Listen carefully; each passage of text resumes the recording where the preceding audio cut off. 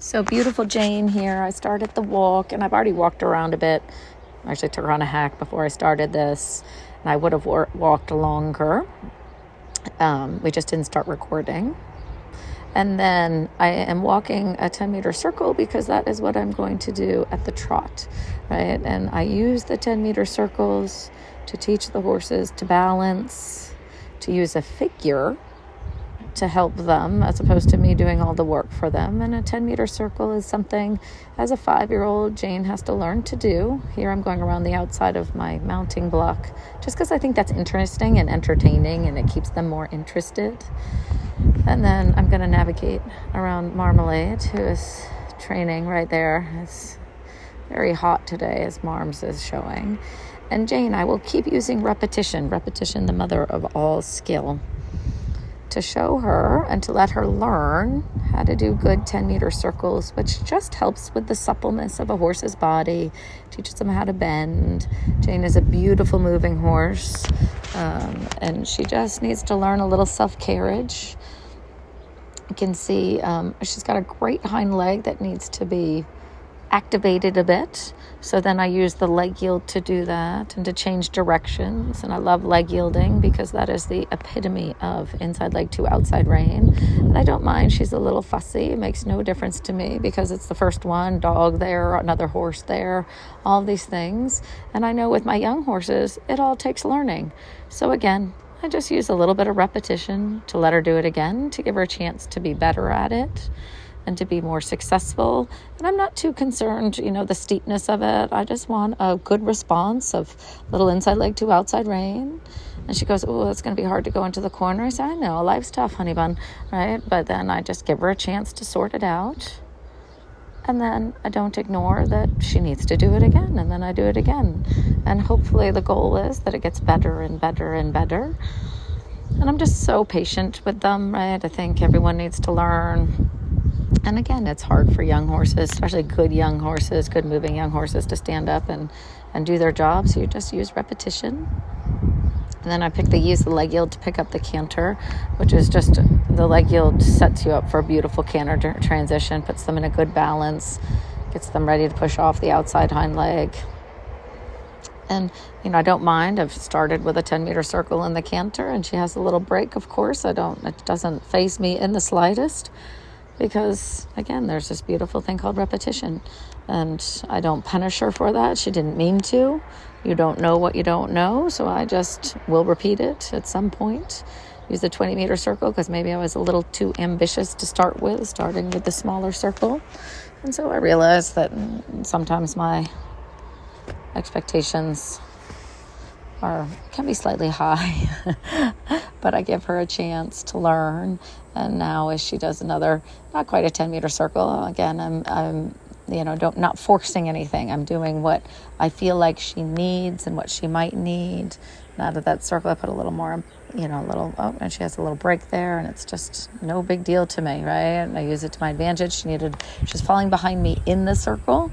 So I would have been trying to send her on, and she just would have lost her balance. And it's just, again, not a big deal, right? Young horses have to develop their strength. And there's what I was after a minute ago, which is just a little more canter. Say, no, come on, you got this. You got this. You got this.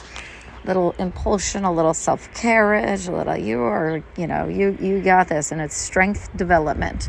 So she mentally thinks forward and physically has a chance to learn. Again, she's obviously such a good girl, and I would never go around the mounting block with her at the canter because that's too much, right? That would be slightly demoralizing to her because she doesn't have enough strength to hold her very big canter and go into that corner that deeply. And just really beautifully straight across the diagonal to change directions. And I'm always working with her that she's in self-carriage, that she is not making me hold her up, that she is up and to the bit, and up and to the bit, and up and to the bit. And then literally I know it's just strength development, which takes time. And I am so happy to give them time because I enjoy the process very much, and they respond really well to that. I can't wait till 5 years from now, right? I will enjoy the road too, but Jane is so trainable. She's got 3 really good gaits. I can ride her around and give advice to others at the same time. Here's her first little circle to the left in the left canter. And I'm like, no, I know. Like where she, is a little, ooh, and she breaks. It's just no big deal because her right hind is her weaker hind. It's a very normal thing. The outside hind leg carries the canter. So, I just give her time. You see, there's no drama. There's no excitement. I just go do it again when she, feels ready.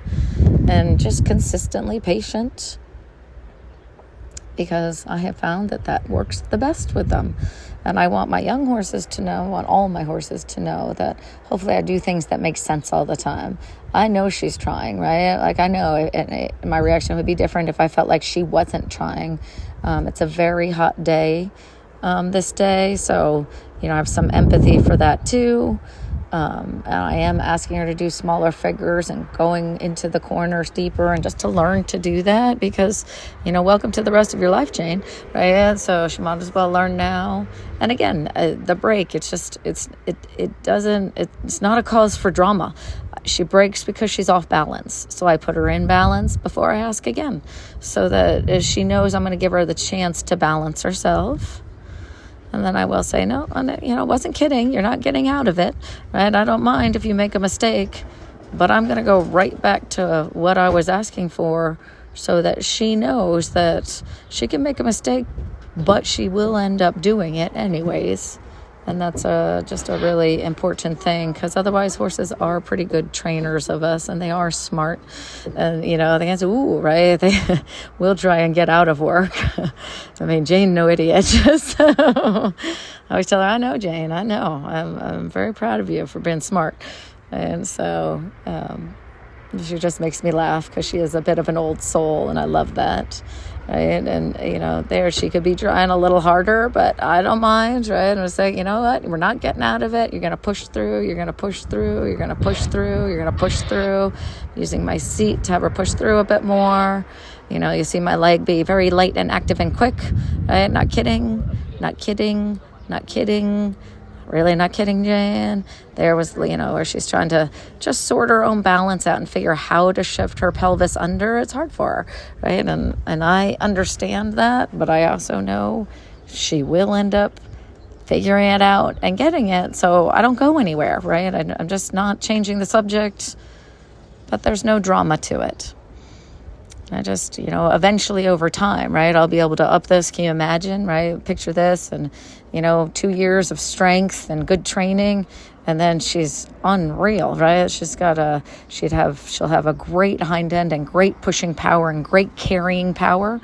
And that is what these days are, right? So here, like, I'm giving her a chance. So I'm not doing the 10-meter circles now. I'm saying, no, come on, right? Like, come on, push through at the canter, push through at the canter, push through at the canter. Use yourself.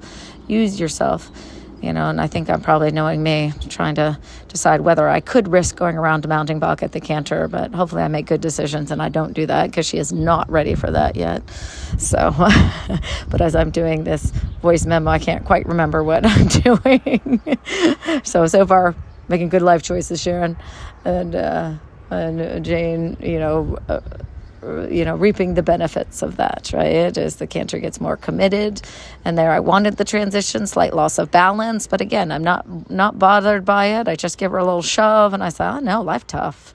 It's hard to pick your belly up and use your abs and pick your back up. I read recently that a horse's intestines weigh some astronomical hundreds of pounds, right? Hundreds, right? And to get them to pick their backs up and pick their bellies up, they got to pick all that hundreds of pounds. I can't remember, it's like 400 pounds or something.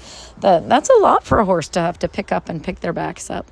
So I'm there for her. I get it. It takes time and strength development and, whatnot. And then here I let her have a nice little stretch. And that's just so fun, then you say, no, yeah, here's your little break.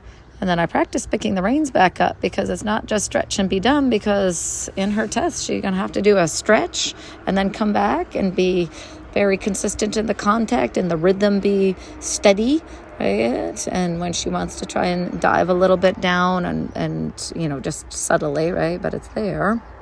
I say, no, you pick those abs up. I know they weigh a lot. I know those intestines. I mean, I'm really glad my intestines don't weigh 400 pounds because that would be tough living. But I just show her that, the things she's going to have to do in her life, I'm just steady and consistent about showing her what those are. And then to that good walk transition, a little crooked there, but that is something we have to practice, right? These trot walks to a working walk. Because, again, welcome to the rest of your life, little Jane. Going to have good walks in the arena. I want you relaxed and never surprised. And then there you go. Such a good girl. So proud of little Jane.